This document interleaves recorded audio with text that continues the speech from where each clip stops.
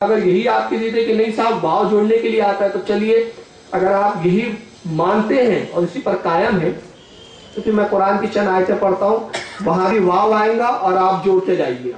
قرآن میں فرمایا انما ولیکم اللہ ورسولہ، تمہارا مددگار ہے اللہ ورسولہ، اور اس کا رسول. یہ واو بیچ میں آیا کہ نہیں؟ اور دونوں کو مددگار کہہ رہا ہے قرآن. تو اب اگر دونوں کی مدد ایک ہی مدد لیتے ہو آپ، تو پھر ربی سے مدد مانگنے کو شرک بولنا بند کر دو. واو نے جوڑا نا، یہاں کیوں نہیں واو تمہارا عطف یہاں کیوں نظر نہیں آ رہا؟ یہاں عطف ان کا ہضم ہو جائے گا. اور اگر تم واو کو ظاہری معنوں میں لوں گے، یعنی یہ لوگے کہ نہیں ہاں واقعی ہم جوڑنے کے لیے معنی میں ہی استعمال کریں گے ہر جگہ، تو پھر یہاں تو تم پر شرک کا فتویٰ لگ جائے گا. انما ولیکم اللہ ورسولہ، بے شک تمہارا مددگار اللہ رسول ہے. تو اللہ رسول یہ الگ الگ ذات ہے کہ ایک ہی ذات ہے؟ ایک بولے گا تو شرک ہو جائے گا. ہنسے گا کہ نہیں؟ یہاں واو عطف میں کیوں نہیں لا رہا ہوں؟ یہاں نہیں لائیں گے.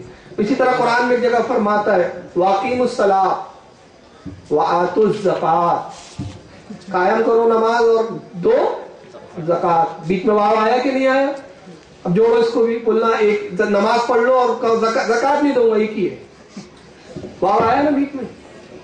ارے بھائی زکات الگ شے ہے، نماز الگ شے ہے.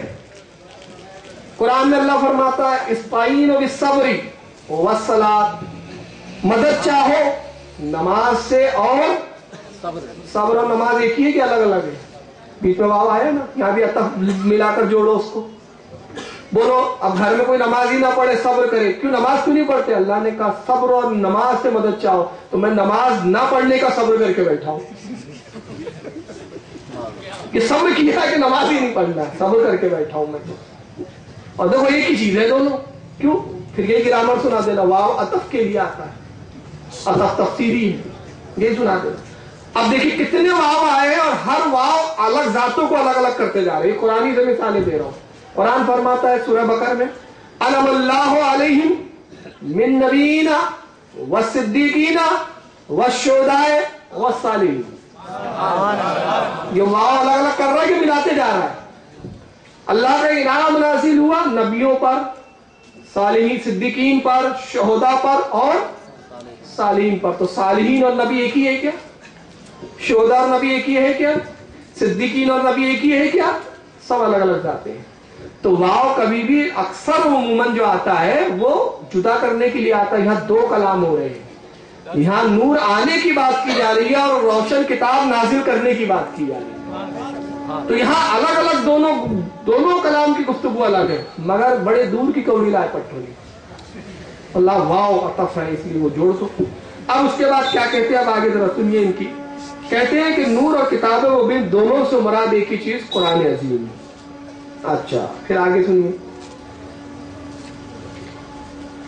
یہ نہیں کہ نور سے حضرت صلی اللہ علیہ وسلم اور کتاب سے قرآن مراد لیجئے، جیسا کہ اہل بدعت باور کراتے مطلب ظاہر کرتے، یعنی کہتے کہ یہ بدعتیوں کا عقیدہ ہے کہ نور سے مراد نبی کو لیا جائے اور کتاب مبین سے مراد جو قرآن کو لیا جائے، دونوں کو الگ الگ کیا جائے. یہ عقیدہ بدعتیوں کا ہے. تو اہل حدیث میں اگر جرأت ہو تو سب سے پہلے وہ اپنے چہیتے امام علامہ عبد الرحمن جوزی پر کفر کا اور بدعت کا فتویٰ لگائے، کیونکہ انہوں نے بھی، میں نے بتا چکا ہوں اس سے پہلے، اپنی کتاب الوفا میں نبی پاک صلی اللہ علیہ وسلم کو نور فرمایا ہے، نور لکھا ہے. سب سے پہلے پھر آپ کو فتویٰ حضرت عبداللہ ابن عباس پر لگانا چاہیے، جو اپنی تفسیر میں فرماتے ہیں کہ نور سے مراد نبی کی ذات ہے. تو یہ کیا سب بدعتی ہے؟ امام جلال الدین سیوطی پہ لگانا چاہیے، امام نصفی پہ لگانا چاہیے، صاحب تفسیر مدارک پر لگانا چاہیے، امام صحابی پر آپ فتویٰ لگائیے، مجدد الثانی پر فتویٰ لگائیے، شاہ عبداللہ محدث دہلوی پہ. یہ یہاں سے وہاں تک لے کر جتنے 36-38 حوالے ہمارے 9 دن کی مجلسوں میں چلے، تو یہ سارے بدعتی تھے، یہ پکے ٹھیکیدار آ گئے توحید کے. تو یہاں سے پتہ چلتا ہے کہ ان کا عقیدہ جو ہم کہتے ہیں کسی امام سے نہیں ملتا. تو جس کا عقیدہ کسی امام سے نہ ملے اس کا عقیدہ نیا ہوا کہ نہیں ہوا؟ ہمارا عقیدہ تو 1400 سال سے جڑا ہوا ہے، ہماری کڑیاں جڑی ہے، یہ کڑیوں سے علیحدہ لوگ ہیں. کہتے کہ یہ اہل بدعت کا عقیدہ ہے. تو اگر ہے تو بھی ڈنگی کی چوٹ پہ لکھو جلال الدین سیوطی نے لکھا وہ بدعتی ہے، لکھو ڈنگی کی چوٹ پر کے ساتھ امام فلاں نے لکھا، امام قرطبی نے لکھا وہ بدعتی ہے، امام جو ہے صحابی نے لکھا، ابن جریر نے لکھا، بڑے بڑے جو اماموں کی فہرست ہے اس تعلق سے، وہ سب کو بدعتی کرا دیجیے۔ اس کے بعد کہتے ہیں کہ جنہوں نے یہ اہل بدعت نے نبی کریم کی بابت نور من نور اللہ کا عقیدہ گڑھ لیا، معاف کرنا یہ اہل بدعت نے نہیں گڑھا، یہ تو صحابہ کا عقیدہ ہے، یہ تو اماموں کا عقیدہ ہے۔ پھر آگے کہتے ہیں اور آپ کی بشریت کا انکار کرتے ہیں، یہ پہلے الزام لگاتے ہیں پھر جواب دینے بیٹھ جاتے ہیں۔ یہ عجیب قوم ہے، یہ قوم کیسی ہے پتا ہے؟ ایک شخص جو ہے نا اپنی بہن کے ساتھ جا رہا تھا، میں سمجھانے کے لیے مثال دے رہا ہوں، اب اپنی بہن کو گاڑی میں بٹھا کے لے جا رہا تھا، اہل حدیث کے ایک مولانا چیخنے لگے، ارے فلاں کیا بات کرتا ہے، وہ تو ایک غیر عورت کو لے کے جا رہا تھا۔ اب ادھر لاکھ صفائی دے رہا ہے، ارے اللہ کے بندے میری بہن تھی یار، نہیں تم نے غیر عورت کو لے کے گئے گاڑی کے اوپر، اور اسی کی وہ دھوتے بیٹھا ہے، یہ لوگ تقریریں کرتے ہیں، یہ واز کرتا ہے فلاں مولانا، اور وہ ایک عورت گاڑی پہ لے جا رہا تھا، اب اس کی بہن تھی، نہیں۔ تو یہ وہ لوگ ہیں کہ پہلے یہ الزام کرتے ہیں اور اس کے بعد پھر اس کا رد کرنے بیٹھتے ہیں۔ سب سے پہلی تو بات یہ ہے کہ میں پوری اہل حدیث جماعت کو چیلنج کرتا ہوں کہ آپ کسی بریلی کی کسی کتاب میں بتا دو کہ انہوں نے نبی کو بشر ہونے کا انکار کیا۔ ہم رسول کو بشر مانتے، ہمارا امام تو یہ بولتا ہے فریاد جو امتی کرے حال زار میں، ممکن نہیں کہ خیر بشر کو خبر ہو۔ ہم نبی کو بشر مانتے ہیں، مگر ہم کیسے مانتے ہیں؟ افضل البشر مانتے ہیں، اپنی طرح بشر نہیں مانتے۔ ہم نبی کی دو حیثیتیں مانتے ہیں، جس طرح فرشتوں کی بھی حیثیتیں ہیں کہ کبھی فرشتے حقیقتاً نور ہے، مگر بعض اوقات فرشتے انسانی شکلوں میں بھی آ جاتے ہیں۔ یہ قرآن سے ثابت ہے، اگلی مجلس میں وہ جواب دوں گا میں انشاءاللہ، کیونکہ پھر ایک اعتراض یہ بھی میں اگلی مجلس میں بیان کروں گا کہ نبی اگر نور تھے تو کھاتے پیتے کیوں تھے؟ یہ تو سب انسان کے لیے لوازمات، اس کے جواب میں یہ سب باتیں لاؤں گا۔ تو ہم نبی پاک کو حقیقتاً نور مانتے ہیں اور مجازن حقیقتاً نور اور مجازن بشر مانتے ہیں، ہم ظاہراً بشر مانتے ہیں۔ نبی جب دنیا میں تشریف لائے بشر تھے، کیفیت بدل گئی، اپنے رب کے قرب خاص میں ہے، نور ہے۔ اب اس کی میں ایک چھوٹی سی دلیل دے دوں آپ کو عشق کی روشنی میں۔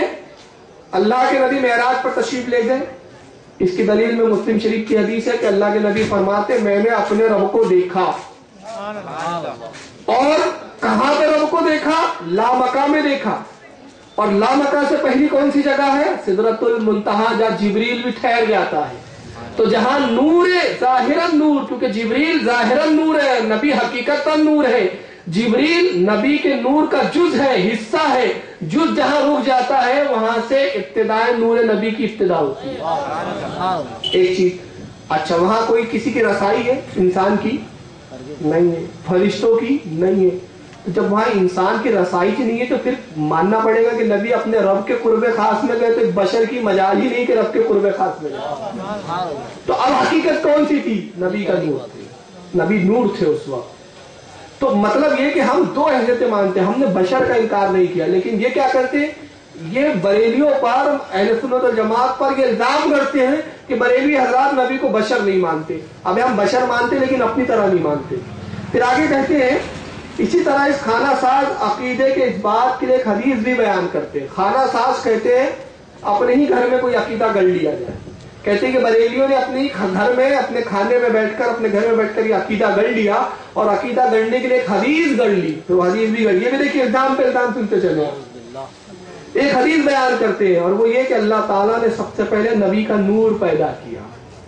یہ حدیث ہم نے گڑھی ہے، کس نے؟ اہل سنت والجماعت نے، ان کا کہنا ہے۔ اب اس کے بارے میں زیادہ کچھ نہیں کہتا ہوں، حالت کا ایک شعر ہی سنا دیتا ہوں۔ آنکھ والے تیری جوبن کا تماشا دیکھے، دیدہ کور کو کیا نظر آئے وہ کیا دیکھے، اندھے کو کیا دکھے گا؟ اور یہ تو علم کے بھی اندھے ہیں اور ویسے بھی اندھے ہیں، ان کے عبداللہ بن باز تو اوریجنل اندھے تھے۔